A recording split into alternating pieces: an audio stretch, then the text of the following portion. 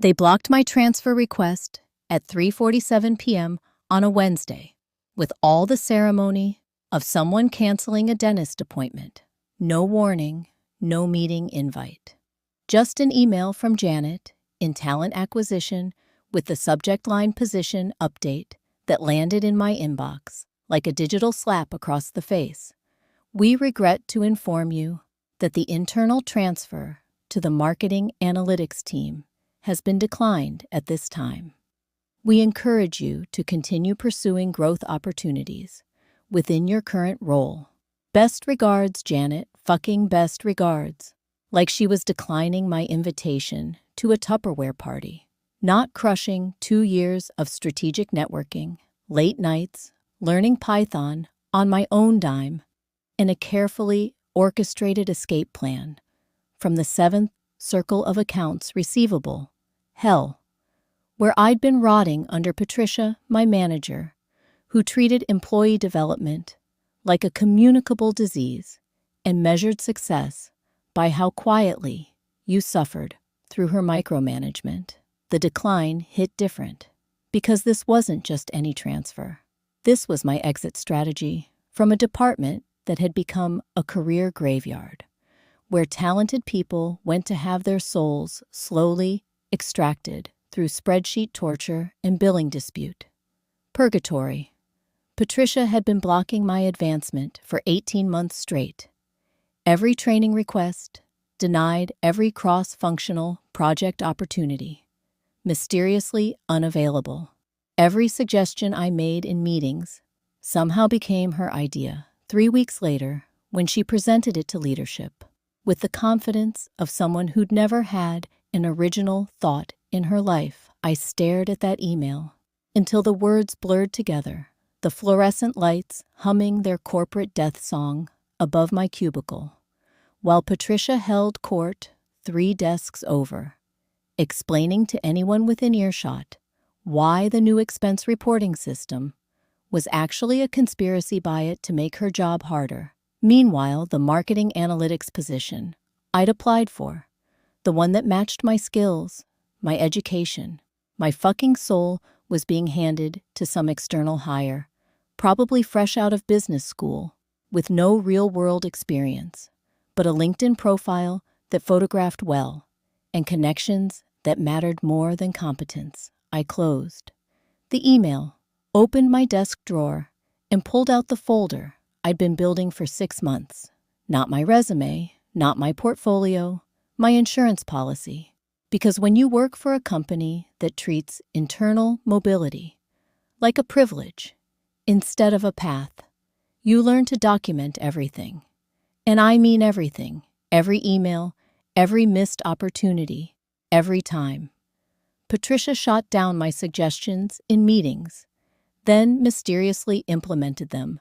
3 weeks later, under her own name, every training request denied, every project credit stolen, every single paper cut that collectively bled me dry, while they pretended to care about employee engagement surveys that asked how satisfied we were with career development opportunities, while systematically blocking every attempt at actual development. Right about here, if you're feeling that familiar burn of workplace betrayal, hit that subscribe button, because we're about to turn corporate politics into performance art.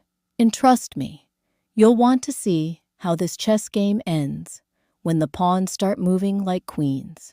So there I was, Wednesday evening, staring at my laptop screen in my studio apartment that smelled like instant ramen and broken dreams, scrolling through the company directory like it owed me money. I wasn't planning revenge. Not yet. I was conducting reconnaissance. Because the thing about internal transfers is they leave digital footprints, and those footprints tell stories about who really makes decisions around here. The marketing analytics position posting had been live for exactly 14 days. Internal candidates had a 7-day window to apply, which meant they'd already decided on an external hire before my application even hit Janet's desk. The job description had been written so specifically, it might as well have included the candidate's social security number, preferred qualifications, included experience with obscure software that wasn't even industry standard, and a degree from one of 3 specific universities that happened to be where our CMO went to school. Funny how that works. The salary range was posted as competitive, which in corporate speak means we'll pay you what we think you're desperate enough to accept, and the reporting structure showed it was a newly created position, which explained why they could justify hiring externally instead of promoting internally. Because technically no one internal had experience in a role that didn't exist until last month. I pulled up LinkedIn, started cross-referencing the marketing team's connections with recent graduates from those universities. And boom, there she was. Olivia Sterling, fresh MBA, from the exact university mentioned in the job posting, currently listed as marketing analyst at a consulting firm that did contract work for guess who our company. Her LinkedIn showed she'd been liking and commenting on our company posts for months, building relationships with our marketing director through industry events that just happened to be sponsored by her consulting firm. This wasn't hiring. This was elaborate theater with predetermined outcomes, and I was the understudy they never intended to call. But here's where Patricia's years of micromanagement actually taught me something valuable. Documentation is power, and I had been documenting everything. My transfer application included not just my qualifications, but metrics, proving my analytical work had saved the company over $40,000 in recovered billing errors. Last quarter alone, I had email threads where marketing specifically requested my insights on customer payment patterns. I had meeting notes where the CFO himself complimented my data visualization skills and suggested I'd be perfect for cross-functional work. I had performance reviews that consistently rated me as exceeds expectations. Despite Patricia's attempts to undermine my contributions, with phrases like needs to improve collaboration skills, which was code for doesn't smile enough when I steal her ideas. I had a paper trail that painted a picture of organizational incompetence so clear even our legal department would notice the pattern, and legal departments notice everything when it's documented properly with timestamps and email receipts. I opened a new document titled Career Development Analysis and started typing, not a complaint, not a sob story, a business case for why blocking my transfer was going to cost them more than just my resignation, because I wasn't going anywhere. Not yet. I was going to make them explain their decision in ways that created uncomfortable questions about their hiring practices, their internal mobility policies, and their commitment to diversity and inclusion that they loved to trumpet in their quarterly newsletters, while consistently promoting people who looked and sounded exactly like the executive team. Patricia herself was a perfect example of this phenomenon. Promoted to management based on her ability to say yes to everything leadership wanted, regardless of whether it made sense for her team or the company. Her management style could be summarized as smile, nod, and pass all difficult decisions upward, while taking credit for any successes that happened. Despite her involvement, she'd been in her role for 4 years and had never successfully developed a single employee for advancement, which should have been a red flag, but instead was treated as maintaining team stability. Thursday morning, I walked into Patricia's office with my laptop and a smile that probably looked friendly to anyone who didn't know me well. Patricia, she knew me well enough to sense trouble. "Good morning," I said, Settling into the chair across from her desk, I wanted to discuss some feedback on the marketing transfer decision. She looked up from her computer screen with the expression of someone who just realized they'd stepped in something unpleasant. "The decision's already been made," she said, not even pretending to care. "Why are you here? Asking questions you already know the answers to." "Because I'm curious about the selection criteria," I replied, opening my laptop. The position required analytical skills that directly match my background, plus cross-functional experience that I've been building through my work with billing reconciliation and customer data analysis. She sighed, like I was asking her to explain quantum physics to a toddler. "Look, the marketing team wanted someone with fresh perspective, external experience. You've been here too long. You think like finance, not marketing." "Interesting," I said, typing notes into my laptop. "So, tenure and institutional knowledge are disadvantages, and external perspective trumps proven performance metrics. That's really fascinating. From an organizational development standpoint." Her eyes narrowed. "What are you doing?" "Taking notes for my professional development plan," I said innocently. "Our employee handbook encourages continuous learning and understanding of company decision-making processes. This conversation is really helping me see how advancement opportunities are evaluated. Plus, I want to make sure I understand the feedback correctly for future applications. It's important to document these learning opportunities." Patricia stared at me like I'd just spoken in tongues, then reached for her phone. "I think we're done here," she said. But I wasn't done, not even close, because that conversation had just given me the soundbite. I needed to blow this whole thing wide open. And Patricia's discomfort told me she knew it too.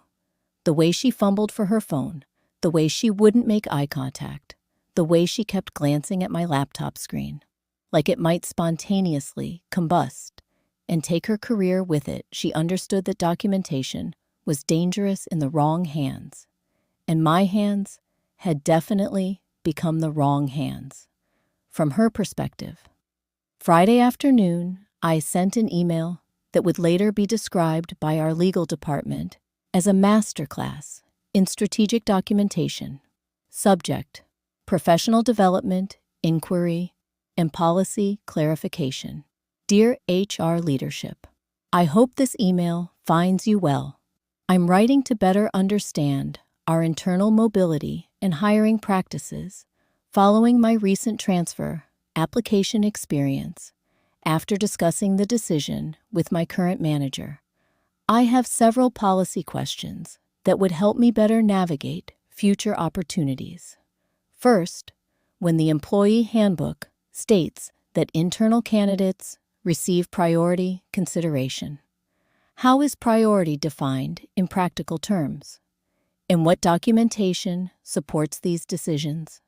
Second, what specific criteria differentiate valuable institutional knowledge from being perceived as too entrenched in current role thinking, particularly when institutional knowledge includes customer behavior patterns that directly benefit marketing analytics? Third, how does our commitment to diversity and inclusion align with preferring external candidates over qualified internal ones, particularly when the external candidate profile suggests potential networking advantages that may not be available to all applicants? Fourth, given that the position description appeared tailored to specific educational backgrounds and experience with non-standard software, what measures ensure that job postings reflect actual role requirements rather than preferred candidate profiles? Fifth, how do we measure the success of our external hiring initiatives versus internal development programs, particularly regarding retention rates and time to productivity? I'm eager to learn more about these policies to better position myself for future opportunities and would welcome the chance to discuss this further. At your convenience, I've attached my original transfer application materials for reference, including the performance metrics and cross-functional experience documentation that demonstrate my qualifications for analytical roles. Best regards. And then I sent copies to 3 additional people: the head of diversity and inclusion, our legal counsel, who handled employment matters, and the chief people officer, who'd just given a TED Talk about internal talent development. The email was perfectly polite, perfectly professional, and perfectly designed to create the kind of paper trail that makes lawyers nervous and executives sweat. Because suddenly, my blocked transfer wasn't just a personnel decision. It was a policy question with potential legal implications.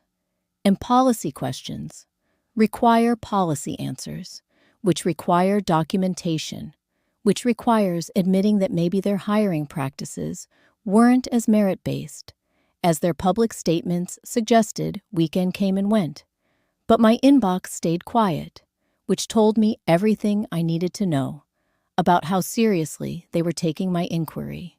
Because when HR ignores reasonable policy questions from employees who've been dumped on it, usually means they're busy figuring out how to make the problem go away without admitting fault. Monday morning, Janet, from Talent Acquisition, was waiting by my desk at 7:30 a.m., looking like someone who'd spent the weekend Googling employment law and discovering that documented patterns of internal candidate rejection could create hostile work environment claims, especially when combined with manager feedback that discouraged career development.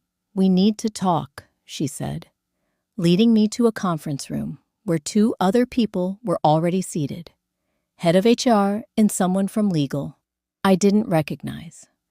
The meeting lasted 37 minutes, during which they asked me to clarify my concerns, assured me that all hiring decisions were made fairly, and suggested that perhaps I'd misunderstood the selection process they offered, to review my application again. For future positions promised additional training opportunities, and generally tap-danced around the fact that they'd been caught running a rigged game, but the damage was already spreading like wildfire through the corporate ecosystem because my email had been forwarded, shared, discussed, and analyzed by people way above Janet's pay grade. The diversity and inclusion team was suddenly very interested in hiring data that they'd never bothered to analyze, before the legal department was reviewing transfer policies that hadn't been updated since the company went public, and the chief people officer was asking uncomfortable questions about how we define merit in internal promotions while simultaneously posting LinkedIn content about the importance of developing internal talent. The irony was so thick, you could cut it with a performance improvement plan. Tuesday, I got a call from marketing, not from the director who'd initially blocked my transfer, but from her boss, the vice president of marketing, who wanted to schedule a coffee chat to discuss potential opportunities. This was significant because VPs don't schedule coffee chats with individual contributors unless something has made them nervous enough to bypass the usual hierarchy of denial and deflection. I sat across from him at the Starbucks in our building lobby, watching him stir sugar into his latte while trying to figure out how to undo a mess that was growing bigger by the hour. "We've been reviewing our team structure," he said, "and we think there might be a fit for someone with your analytical background and institutional knowledge."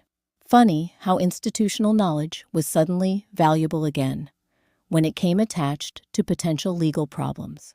He explained that they were expanding the analytics function, creating new roles that could benefit from my understanding of company data and customer patterns, the same understanding that Patricia had dismissed as being too entrenched in finance thinking. But here's the thing about playing chess while everyone else is playing checkers. You don't just want to win the current game, you want to change the rules of future games. I smiled politely and told him I'd be very interested in learning more, but that I'd also been approached by some external opportunities that were quite compelling, which was true, sort of. I'd started updating my LinkedIn profile, and the recruiters had started circling like sharks who smelled blood in the water, and blood in the water was exactly what this situation had become. Because word travels fast in industry circles, and my LinkedIn activity had triggered conversations with headhunters who specialized in placing analytical talent at companies that actually valued internal development. Wednesday afternoon, the email came from Olivia Sterling herself, the external hire who'd gotten my job, subject introduction and collaboration opportunity. She wanted to meet for coffee to discuss how we might work together on some cross-functional projects, given my expertise in customer analytics and her fresh perspective on marketing strategy.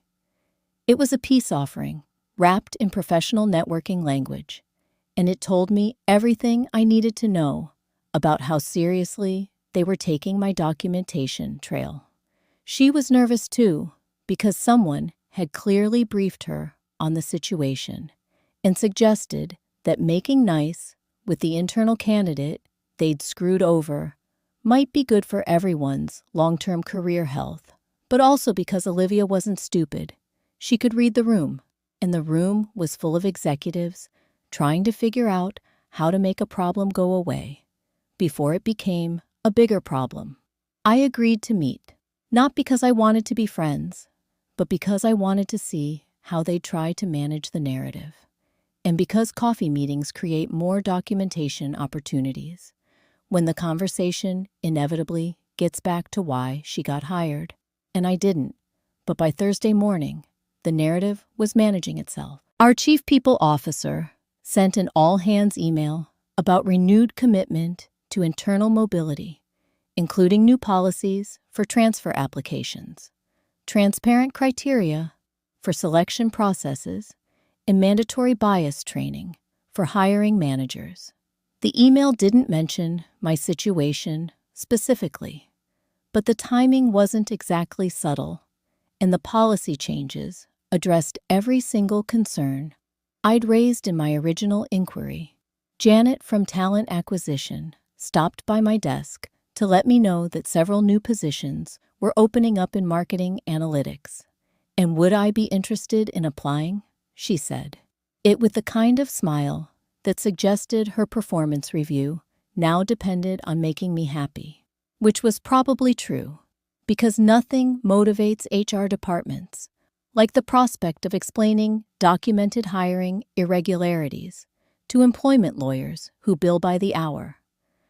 But the best part, the absolute cherry on top of this bureaucratic sundae, came Friday afternoon when Patricia called me into her office for what she described as a career development conversation.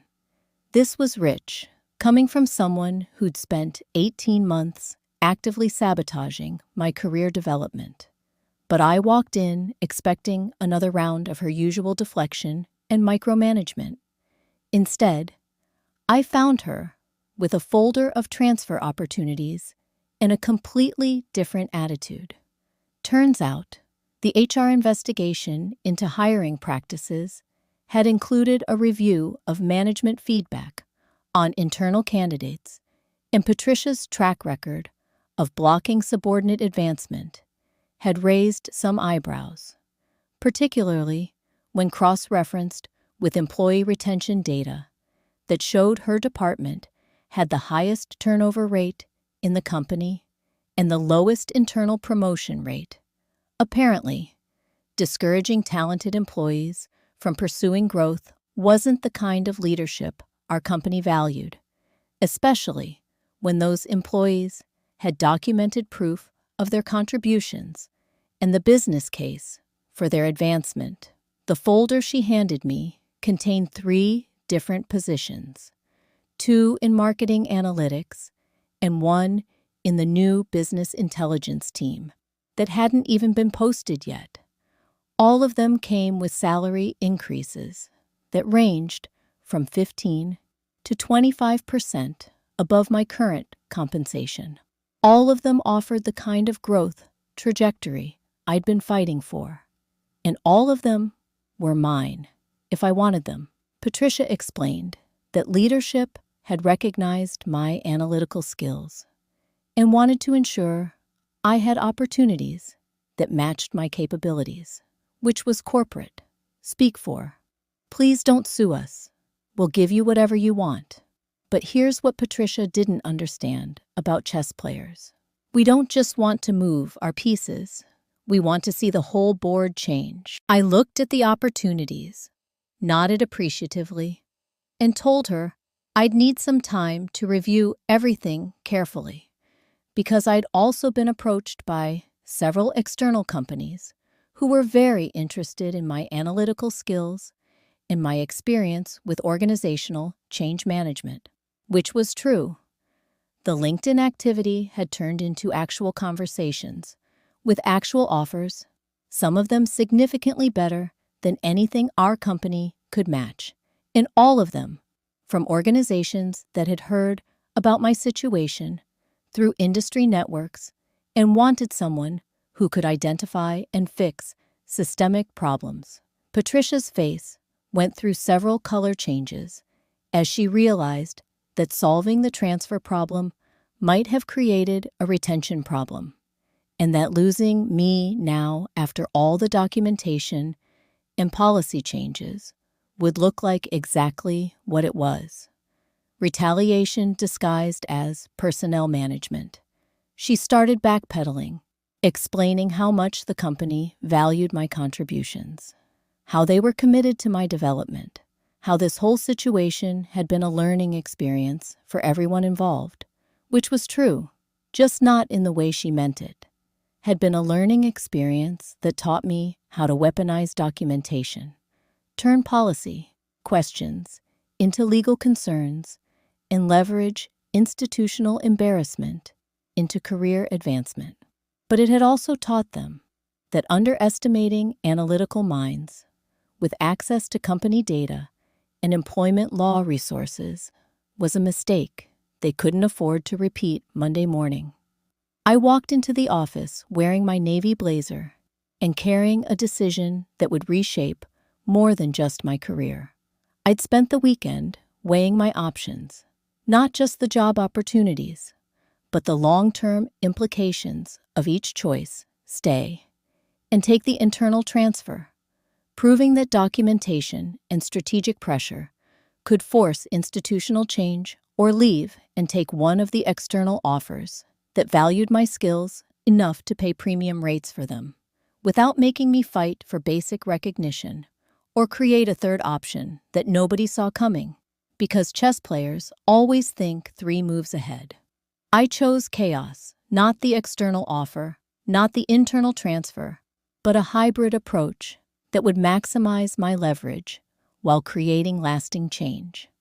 I scheduled meetings with HR Legal and the VP of Marketing for the same day, same time, same conference room, and I brought my own agenda, subject policy, implementation, and organizational accountability. The meeting was supposed to be about finalizing my transfer details. Instead, I turned it into a masterclass in institutional change management.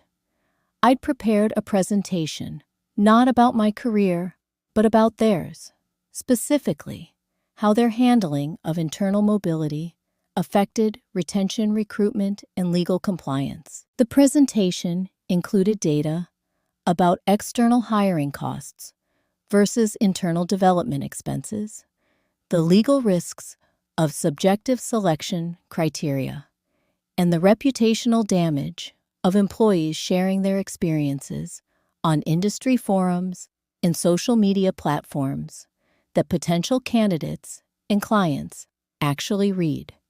I showed them turnover rates by department, correlated with management, feedback patterns, retention costs for replacing experienced employees and the time value of institutional knowledge that walked out the door every time they chose external hires over internal development.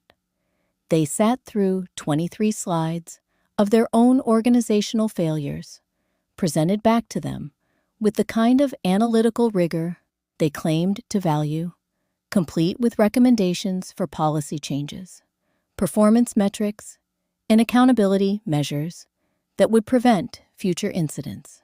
And when I finished, the VP of Marketing asked the question they'd all been dreading. What would it take to make this right? That's when I smiled, the kind of smile that comes from knowing you've completely rewritten the game. Not just a transfer, I said, but a new position, Director of Internal Talent Analytics, reporting directly to the Chief People Officer, with responsibility for developing data-driven approaches to employee development, transfer policies, and retention strategies. Essentially, I wanted them to pay me to fix the broken system that had tried to break me, and to do it with the kind of authority that would prevent other employees from going through what I'd endured. The position would include oversight of all internal mobility decisions, analysis of hiring patterns and bias, identification and development of metrics-based performance evaluation systems that couldn't be gamed by managers who preferred compliant mediocrity over challenging competence. The salary number I mentioned made Patricia visibly wince, but the legal counsel was already nodding because preventing future discrimination complaints was worth significantly more than my compensation demands. And the VP of Marketing was calculating the cost of losing institutional knowledge versus investing in systems that developed and retained talent 3 weeks later. I moved into an office with a door, a window, and a job title that didn't exist before I'd forced them to create it. My first project was conducting a comprehensive audit of internal hiring practices over the previous 2 years, which revealed patterns so obvious they might as well have been outlined in neon. The second was implementing new transfer application processes that prioritized skills and performance over networking and subjective cultural fit assessments. The third was training managers on recognizing and developing internal talent instead of hoarding it like Patricia had been doing. Patricia herself received additional leadership coaching and a performance improvement plan focused on employee development, which was corporate. Speak for stop sabotaging your people's careers or find a new job. Janet from Talent Acquisition now reports to me on all internal mobility decisions and has discovered that when you remove bias from hiring processes, you actually get better candidates faster. And Olivia Sterling, the external hire, who got my original position, became my first successful internal transfer 6 months later when she moved to a business development role that better matched her networking skills. Turns out, she was grateful for the opportunity to contribute to fixing the system that had inadvertently benefited her at my expense. The marketing analytics team is now led by Marcus, a former customer service representative who'd been overlooked for promotions despite consistently exceeding performance metrics. His application had been sitting in HR for 8 months before my audit uncovered it, and his subsequent success became the poster child for our new internal mobility program. Patricia learned to support her team's development, mostly because her performance evaluation now included metrics for employee advancement and retention, and her natural self-preservation.